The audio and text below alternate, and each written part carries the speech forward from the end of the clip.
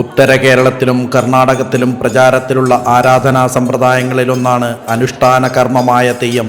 പഴയങ്ങാടിപ്പുഴയ്ക്ക് വടക്കോട്ട് കളിയാട്ടം എന്ന പേരിലും പഴയങ്ങാടി മുതൽ വളവട്ടണം വരെ തെയ്യമെന്നും അല്പവ്യത്യാസങ്ങളോടെ തെയ്യം അറിയപ്പെടുന്നു. കോഴിക്കോട് ജില്ലയുടെ വടക്കൻ ഭാഗങ്ങളായ വടകര, കൊയിലാണ്ടി എന്നീ പ്രദേശങ്ങളിൽ തിറ എന്ന പേരിലാണ് അവതരിപ്പിക്കുന്നത്. നൃത്തം ചെയ്യുന്ന ദേവതാ സങ്കല്പമാണ് തെയ്യം.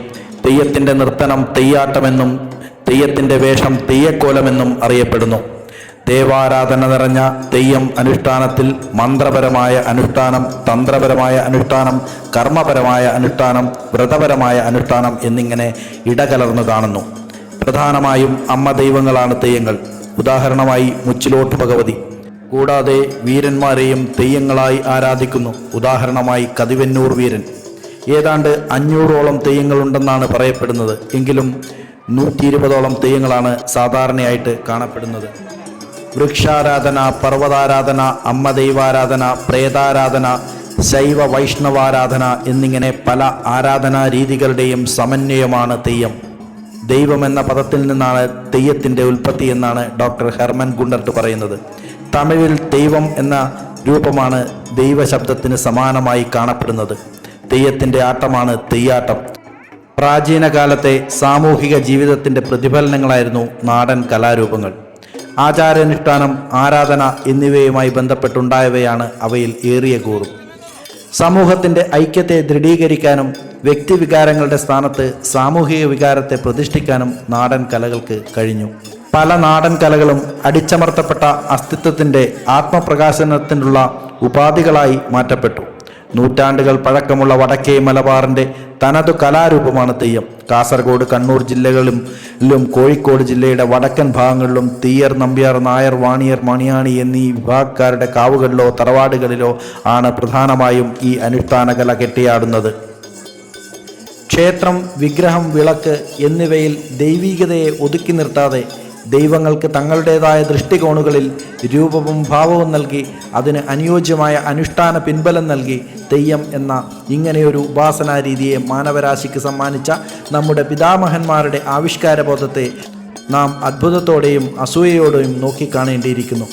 അത്ര മനോഹരമായിട്ടാണ് അവർ ഓരോ തെയ്യങ്ങളെയും രൂപകൽപ്പന ചെയ്തിട്ടുള്ളത്. മഞ്ജുളമായൊരു മുഖശ്രീയോടെ, വർണ്ണമനോഹരമായ മെയ്യലങ്കാരത്തോടെ, മൂർധാവിൽ മുടിയണിഞ്ഞ് തറവാട്ടുമുറ്റത്ത് തെയ്യക്കോലങ്ങൾ ആടുമ്പോൾ യഥാർത്ഥത്തിൽ ഇത്രയും മനോഹരമായിട്ടാണോ നമ്മുടെ ദേവീദേവന്മാരെന്ന് പലരും ചിന്തിച്ചു പോകും. ഈ കാണുന്നത് കണ്ണൂർ ജില്ലയിലെ കൂടാളിക്കടുത്തുള്ള മണിയൂർ ശ്രീ പുല്യോട്ട് ഭഗവതി ക്ഷേത്രത്തിൽ കെട്ടിയാടിച്ച പുല്യോട്ട് ഭഗവതിയാണ്.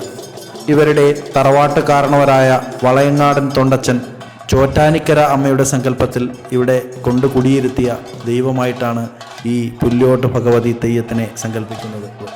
മരണാനന്തരം ദൈവക്കരുവായി മാറിയ അവരുടെ തറവാട്ട് കാരണവരാണ് വളയങ്ങാടൻ തൊണ്ടച്ചൻ തെയ്യമായി ഇവിടെ കെട്ടി ആരാധിക്കുന്നത്. വളയങ്ങാടൻ തൊണ്ടച്ചനെയും പുല്യോട്ട് ഭഗവതിയെയും കൂടാതെ മറ്റ് 10ലധികം തെയ്യക്കോലങ്ങൾ ഇവിടെ കെട്ടിയാടിക്കുന്നുണ്ട്.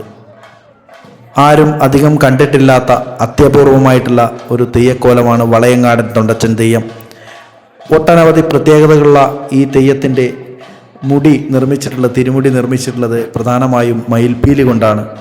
അതുപോലെ കൂടാതെ പൊയ്ക്കണ്ണ്, മുഖപ്പാള, തിരുമുടി, കറുത്ത ഉടയാട തുടങ്ങിയവയൊക്കെ ഈ തെയ്യത്തിൻ്റെ പ്രത്യേകതകളാണ്. വളയങ്ങാടൻ തൊണ്ടച്ചൻ തെയ്യം പുറപ്പെടുന്ന സമയത്ത് അസുരവാദ്യം എന്നറിയപ്പെടുന്ന ചെണ്ടയുടെ താളത്തിലാണ് ചൂടുവെക്കുന്നതെങ്കിലും തുടർന്നങ്ങോട്ട് തെയ്യം മുടിയഴിക്കുന്നവരെയും ഇടയ്ക്കയുടെ താളത്തിലാണ് ചൂടുവെക്കുന്നത്. എന്നാൽ ഈ പുല്യോട്ട് ഭഗവതി തെയ്യം പുറപ്പെടുന്ന സമയത്ത് ഇടയ്ക്കയുടെ താളമുണ്ടെങ്കിലും പിന്നീട് അങ്ങോട്ട് ചെണ്ടയാണ് വാദ്യോപകരണമായിട്ട് ഉപയോഗിക്കുന്നത്.